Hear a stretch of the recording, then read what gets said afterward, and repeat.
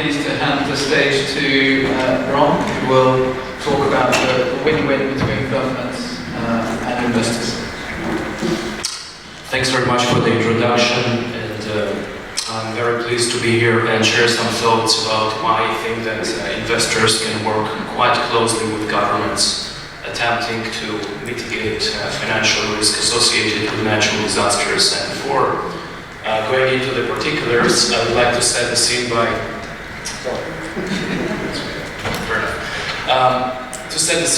recalling a very recent tragedy which has unfortunately occurred in Indonesia about 10 days ago on 28th of September.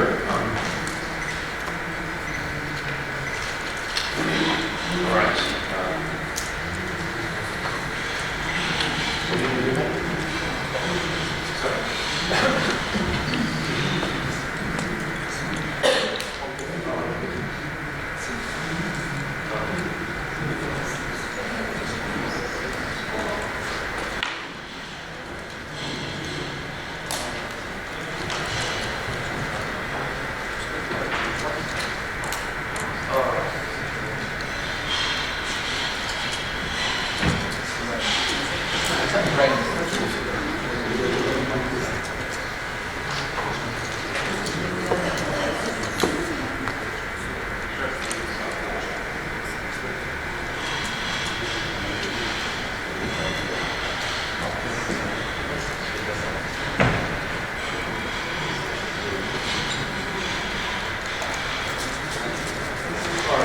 So after this delay, so a 7.5 magnitude earthquake hit Indonesia, followed by a tsunami caused at least 1,000 of fatalities and a significant damage. And this is not really news, as in, if you look at the last 20 years or so in Indonesia, there were more than 30 earthquakes exceeding a magnitude of 7, causing significant damages and a lot of fatalities. And the recent event is by far not the most substantial one. If you look at an earthquake that occurred in 2004, there were more than 200,000 fatalities and more than $15 billion of economic losses to the state, representing about 7% of the GDP. Now, we've heard a lot about catastrophe bonds in the last 20 minutes by Henning, and I would like to discuss a little bit the structure of a catastrophe bond and the main differences between a catastrophe bond and a classical debt issuance by a government. So, when a government engages investors issuing so-called classical debt, essentially the government says, hey, we're going to pay an interest until maturity, and by the end of this maturity, we're going to pay back the principal that you've invested and lended us. And obviously that has impact on the overall ratio of loan to the overall debt to the GDP of the country, whereas a catastrophe bond is actually structured exactly the other way around. A government is approaching investors telling them, hey, we have a natural disaster problem, we have risks, we are going to enter into a contract for 3 to 5 years, we'll pay an interest for bearing this risk for us.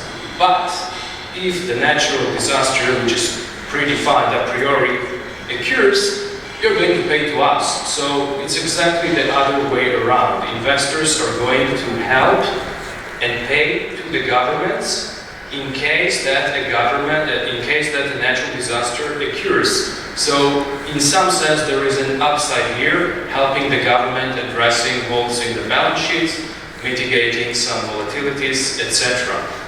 Now, in the context of Indonesia and kind of echoing and re-emphasizing the important hypothetical example of Henning for Romania, we do the same thing here for Indonesia. If that type of earthquake would be insured by issuance of a cat bond, what would happen in this very hypothetical example, whereby a magnitude would determine how much money investors are going to pay to the government would get aid pretty much straight away. The magnitude of this earthquake was 7.5, and in this hypothetical example where there is a step function, determining what's the payout ratio. The Indonesian government will be paid 50% of the overall issued principal. So, to summarize and emphasize already those elements that have been addressed previously, when a government engages investors from the capital markets and issuing a catastrophe bond, it helps them in various ways. So first of all, there is almost immediate access to capital. The magnitude of the earthquake, if it's an earthquake, is publicly available information. So investors as well as governments know exactly where they stand, what's going to be the payout. It helps mitigate volatility and also in budgets. It has some positive impact on the rating. It helps government in reconstructing, planning emergency actions, and also in some other context where actually it's interesting to know that also in higher penetration areas like the US, the National Flood Insurance Program, which is obviously sponsored by the government, has issued a catastrophe bond to mitigate some of its risks. Now, why investors are so much interested in natural catastrophe bonds issued or sponsored by government? So, let's take several steps back, looking at the pension world and the institutional investment arena. So, in the last decade or so, institutional investors, and in particular pension funds, that is real money investors, have increased their allocation substantially to so-called alternative investments. Alternative investments might be labeled as those that are not equities or fixed income instruments. And in this specific example, we're looking at an Australian pension fund that increased its allocation in about 5 years from 8.3 billion to 19 billion to alternative investments. And to some extent, diversification is a necessity for pension funds or institutional investors that have to return some money to their insurance in due course. And within this bucket of alternative investments, pension funds and other institutional investors are constantly looking for further opportunities and venues to further diversify. And as such, catastrophe bonds or insurance-linked securities offer quite a proposition to investors. Specifically, as has been mentioned, catastrophe bonds that cover just the catastrophe risk won't be impacted by a significant financial crisis to a large extent. And also, catastrophe bonds feature various characteristics which are quite unique in the context of alternative investments. They feature short maturity, 3 to 5 years. There's a limited counterparty risk because the money is collateralized in a trust account. The pricing might be claimed as accurate because it's only taking into account natural disaster risks and actuarially calculated. And also, this is already a mature and a deep market, as has been highlighted. The first issuance occurred about 25 years ago in '94. So there are a lot of reasons why institutional investors are interested in investing in catastrophe bonds, and in fact, as we have seen, the space is growing, now reaching an overall outstanding volume of $30 billion of issuances. Why investing within ILS in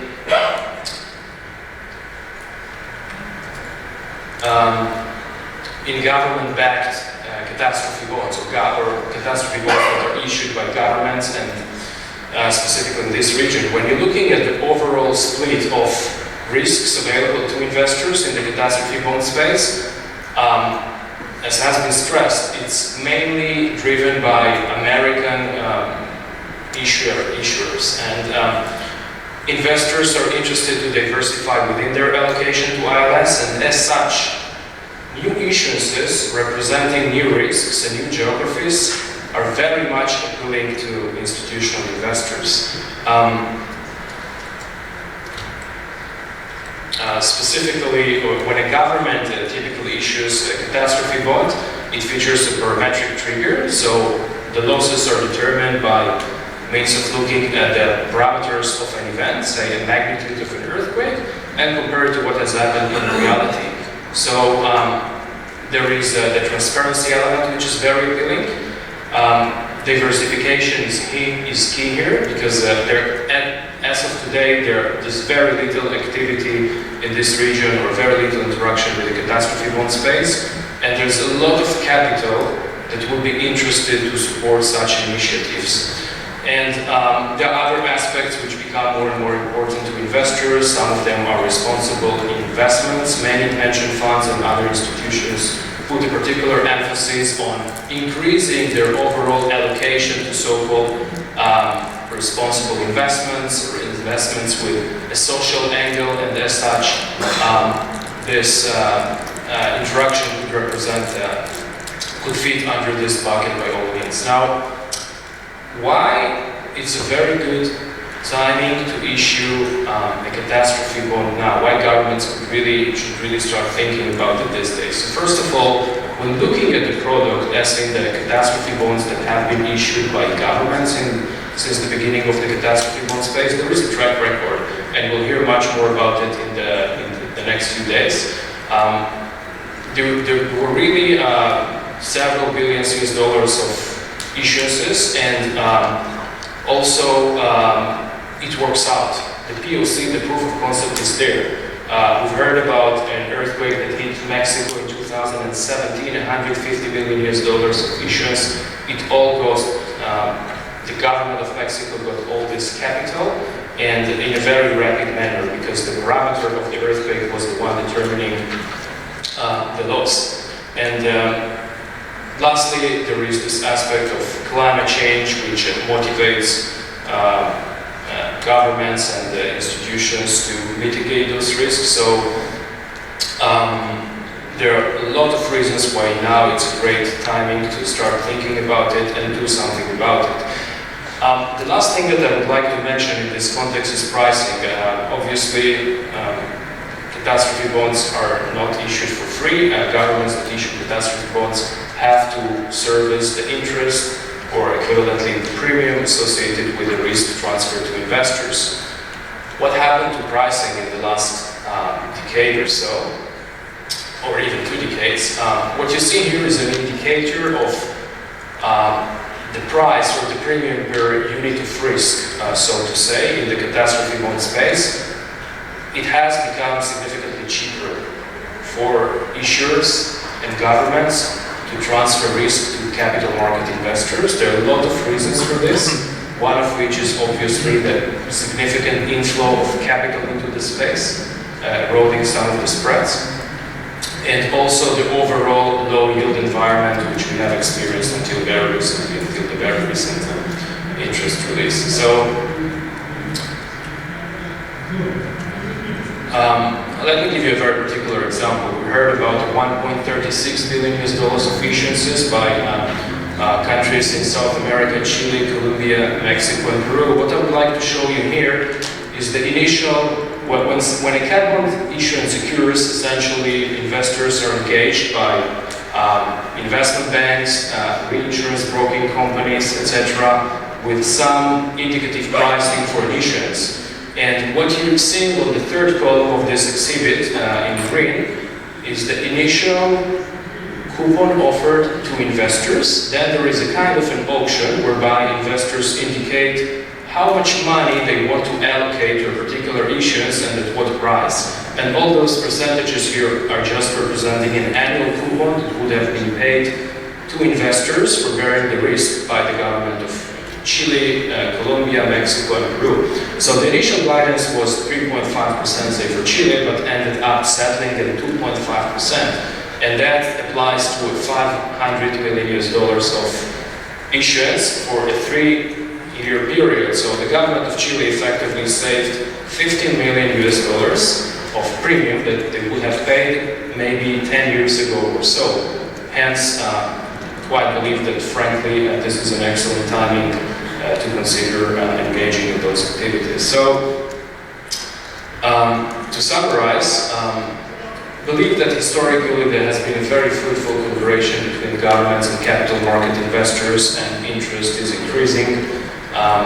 The proof of concept is there. When the event happens, money is paid. Money is sitting in a trust account and is just transferred quite rapidly to the issuers or the sponsors, which are the governments, especially in a transparent parametric transaction context.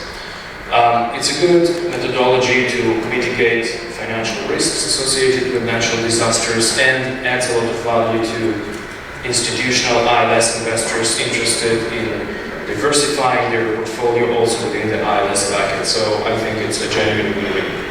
Thank you.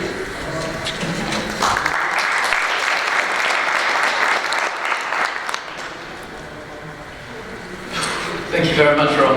So with that, I think that we have 10 minutes or so for any questions from the room. We've covered a lot of interesting things there. Obviously, just setting up the problem, how to finance, what happens post-disaster in terms of what countries are currently doing to finance these disasters. Alex gave an incredibly insightful talk, if you remember, around the insurance penetration, the obstacles to increasing the insurance penetration. He gave a number of examples of countries actually here in the room as well. That was fascinating. Henning talked about the insurance-linked securities market in some detail, of course, and walked us through a very illustrative example for Romania, which is carefully chosen. And then obviously Ron gave us the investor angle. So if there are any questions for any of the panelists, that would be wonderful. We have one over here from, I think the microphone's on the table in front of you. Yeah? Oh, your mic's up, aren't you? I don't know myself. Just a comment. Two questions for you. I thought that was very technically detailed. I wonder, for those of us who are still learning in the business of understanding what the insurance and related industry is doing, could you boil down for us ILS, cat bonds, maybe point by point, and just take us through the narrative of what they are and the relationship between those two terms? Because I didn't quite get that from the presentations. I think it went into the detail of why they're important and so on. Very much. The second point is, and then a particular question maybe to Henning and Rom, but maybe to all of you as well. We've had a lot of positives of why cat bonds and the way in which this region might want to proceed with regard to its risk. We didn't hear so much about the negatives, maybe to challenge your argument and say, well, actually, maybe governments wouldn't want to do that. Maybe you could pick out some of those. Yeah, thank you very much. So the first question is, look, what do we mean by insurance-linked securities, cat bonds? What's the difference? Fundamentally, let's demystify some of the terminology here. And the second one is more that we're all very positive about this. Let's be transparent and honest about the negative. So maybe, I'm happy to answer the first one, but maybe Henning, because you started to talk a little bit about the definition of insurance-linked securities, maybe you'd be happy to take that, and I'll answer. I'm sure you'll. Does it work? Yeah. Insurance-linked securities is the general word for all transfer of insurance risk to capital markets. This is not a definition which you can find somewhere written down that everybody has exactly the same understanding. But I can say from the markets, this would include catastrophe bonds, collateralized reinsurance, and other little facets like sidecasts and stuff like that. So always, when you have a transfer of insurance risk to investors, this would fall into the broad frame of ILS. What will not fall into this one is if somebody invests in an insurance company or buys shares in an insurance company. Of course, he's indirectly approached then with a lot of catastrophes, but that would be more a financial investment and not seen as part of ILS.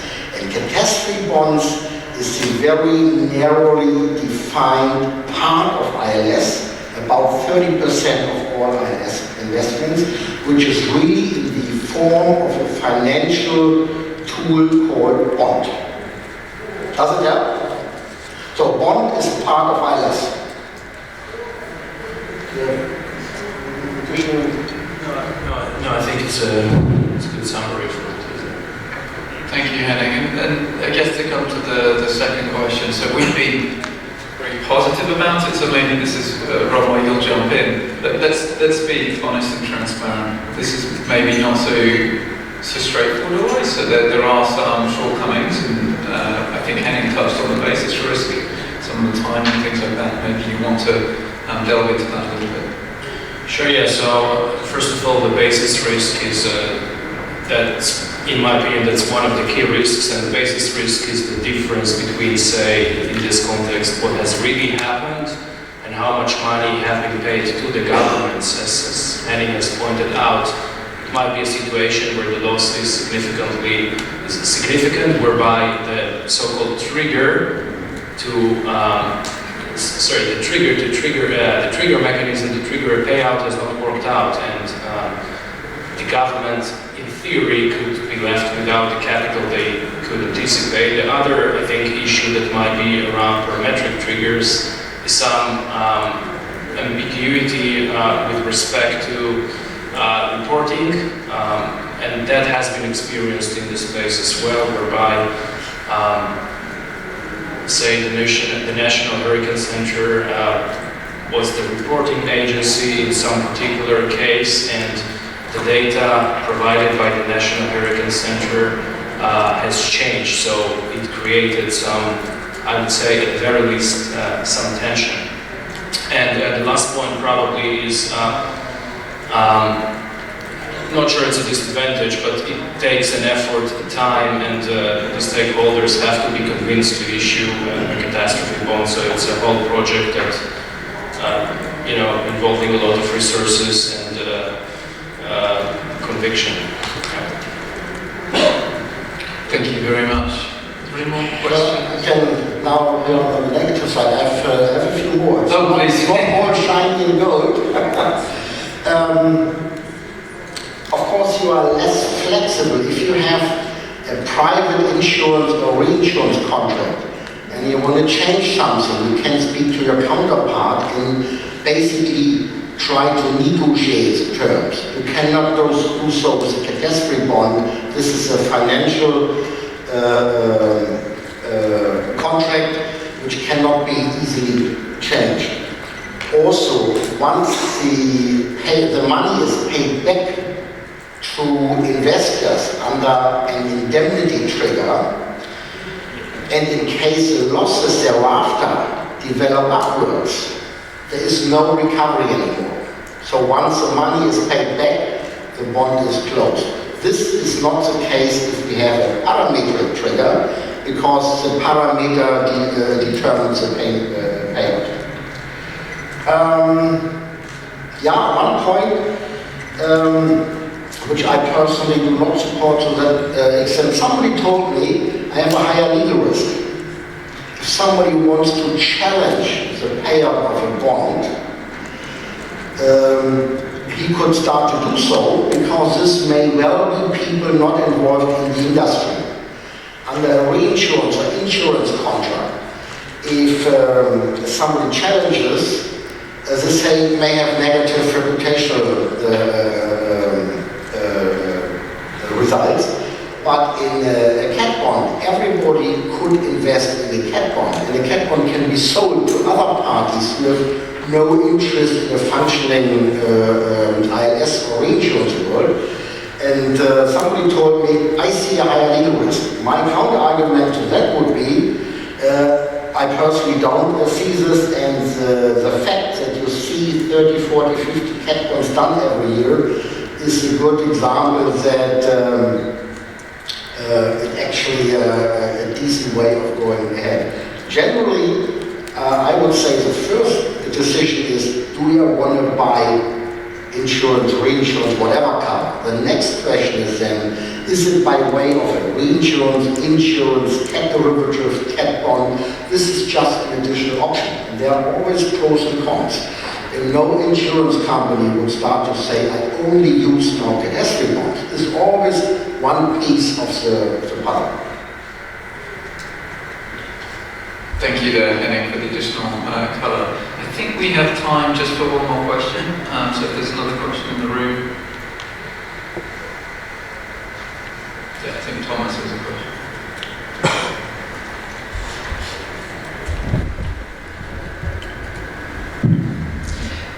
Well, thanks. Perhaps, just how can we make this a little bit more attractive? Because I guess there's still a cost to be paid, and the governments, I mean, we understand that if you don't transfer the risk, well, you may have actually to incur much more cost, right? But to take that decision today is not an easy one, especially for a government that has other priorities and not so much money. So how can we make it more attractive, for instance, when you insure, when you transfer the risk of a hurricane, you see it coming, and you need money actually for preparing for the aftermath. So can we pay out a portion before, for instance? The other thing is, if nothing happens, I mean, can't we give something back, a rebate that would be invested, for disaster risk reduction measures to improve the risk going forward, to make it more sustainable? So from that point of view, also a question to the investors, how much is the margin expected? Especially, I think it's a difference, if you invest into private issued cat bonds and public issued cat bonds, which serves the purpose of reduction of poverty and so forth. So, what is the margin and the reduction in terms of the good cause here? And for the basis risk, can't we combine, the parametric with indemnity based? So, I mean, if it's obvious that it's just a little bit out of the box, and contractually on a parametric basis, well, there's no payout. But on the ground, there are losses, huge critical infrastructures that need to be repaid. Can't we combine this a little bit? I mean, I think, there needs to be a little bit more flexibility in order to attract the interest of the government to make it happen. So maybe just to summarize the question you put there, Thomas. Everyone understands what's going on. Everyone understands that a small spend up front can save this enormous cost afterwards, but how do we make it attractive to do the small spend? And I think you gave a list of ideas, so preparedness costs, if you can see, say, a storm coming, something like that, potential rebate or some form of using the principle to build resilience measures, and then maybe something around sort of the basis risk. And so basically to deal with and tackle some of the issues which have been laid out also by the panel.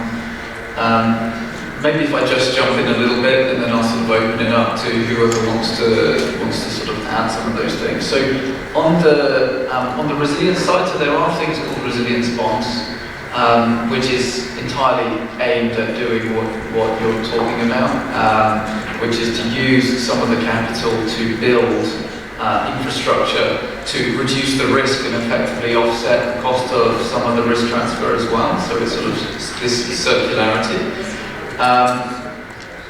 At least the idea exists in principle. Now it's very difficult because if we talk on a sovereign level, the amount of disaster risk reduction is enormous before you see the difference at some kind of magnitude 8 central city occurrence, because the fact is that the city will be damaged enormously regardless of whatever risk transfer you do. There are just some events that you cannot reduce the risk enough, and that's kind of why we're here. If we talk on a city level though, let's say a city exposed to storm surge or flooding or something like that, there's a lot that can be done. So I think at that more micro level, the micro sub-sovereign level, I think, at the city level, these are the sorts of solutions which people are talking about. Maybe I'll touch just quickly on the basis risk before I then sort of pass over to the group. What you talk about in terms of, look, there were losses on the ground. I mean, what you are asking some counterparty to do is to pay out on an indemnity basis on that side, because at the end of the day, there's a certain budget that a government will have to pay for the risk transfer. Now, if you say, oh look, I'm only going to pay for risk transfer for, say, earthquakes with a magnitude of 8 and above, that's obviously going to be cheaper than if it's 7 and above, because 7 and above are more frequent than 8 and above. So you have to draw the line somewhere. You're always going to find a point below which you don't get the payout. If you then say, oh look, I also want cover for events which aren't 7, well, you can pay for that. We just set it lower. And it's the same with basis risk. At the end of the day, the best way of dealing with it is making the parametric instrument as responsive as best you can to your needs at the time. For governments, this is quite difficult because it's not like every single government sits down and goes, oh look, I've got a bridge there, I've got a hospital here, I have a school here, it's made of this, it's formed by that, it sits here, this is the exposure to earthquake, and I can just run it through some stochastic modelling tool that RMS has produced, and hey presto, I know exactly the exposure to me as a government. Because by the way, that's what the insurance companies do. And that's what they do every time they bind a policy, they take the data and they run it through. So there's much more knowledge about what actually that cost is to an insurance company than the government has. And that's another reason why governments end up doing parametric as well. There's quite a lot in your question. I don't know whether anyone on the panel wants to add some commentary there. Ron? Yeah, I'll just add that investors have always supported innovation, so to say. So a dual trigger combining an indemnified loss plus a parametric, I'm quite sure that would work, provided that the pricing is adequate and it's modelable. So yeah.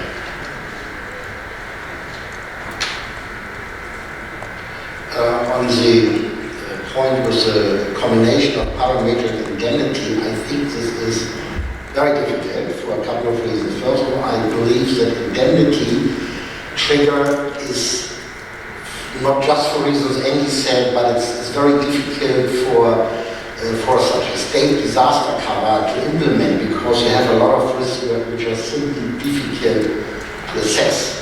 And of course, you have some risks. The government says, I have a 100 million tax hole, please repay. If somebody pays, you will have a clear way of following through why this assessment was set and so on, made and so on and so on.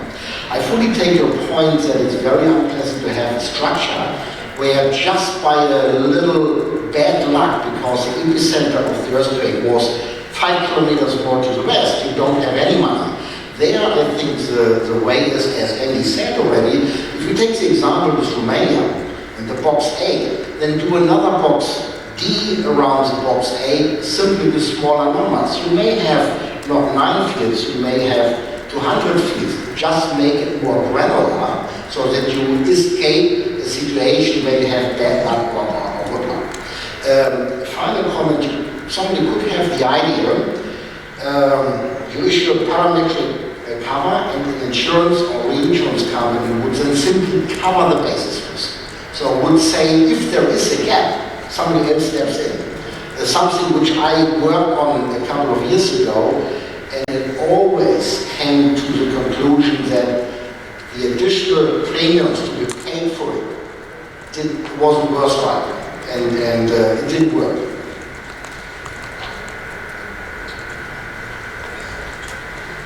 Thank you very much. So I think we've run out of time now. So that's, I'd like you to all put your hands together and thank the panelists for their insights. So thank you very much.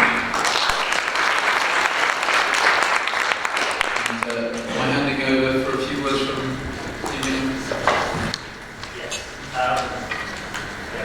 We are going to go for lunch very soon to reward ourselves for this morning. I just want to pick up on a few things, if I may, from what you said, what the panelists have said.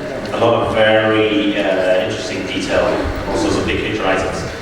I won't do justice to this. I won't say that again, because I'll be doing it throughout, saying I'm not doing justice to the panels. But first of all, Andy, some of the things that particularly you talked about, for example, you noted quite clearly that, for example, however way you cut it, risk does have an impact on public budgets.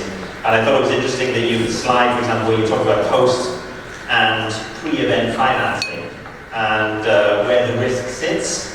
and to an extent also that dictates, who actually takes the risk. So, what it looks like, that I thought was very interesting. Somewhere within this, a choice has to be made. And you have to take it now, or you take it later, and that will dictate what it looks like. Now, Alex, we didn't get questions to you. I think there would have been a whole panel for some of the things that you talked about to an extent. So, some of the things I saw very clearly, you mentioned, the countries are very, very diverse in terms of size, culture, history, economy, state ownership, or free markets, all very different. So we cannot really sort of say, we cannot use blanket terms in a sense across the countries. And you went through some of the countries to indicate how that looks. You talked about the sort of hangover of some of the sort of state-controlled systems and what that means for the future and how countries are managing that. And how individuals, to an extent, in the region and some other regions of the world as well, see, if you like, the aftermath of crisis, of disaster, as something for the state. That's really something that they take forward. I don't know if that's the term last resort or first resort, but it's certainly there. Heading and around, talking about different aspects of ILS and cat bonds. So, talk about the advantages of that, of bonds, for example, in terms of the speed of the payment, what it can do. Talking about how ILS is a robust market and shown actually strong growth over a period of time. Ram, you mentioned something which I would have liked to go into a bit more detail as to how cat bonds seem to reverse the responsibility compared to sovereign debt. That was, I think that was one slide you had, which I thought was very interesting.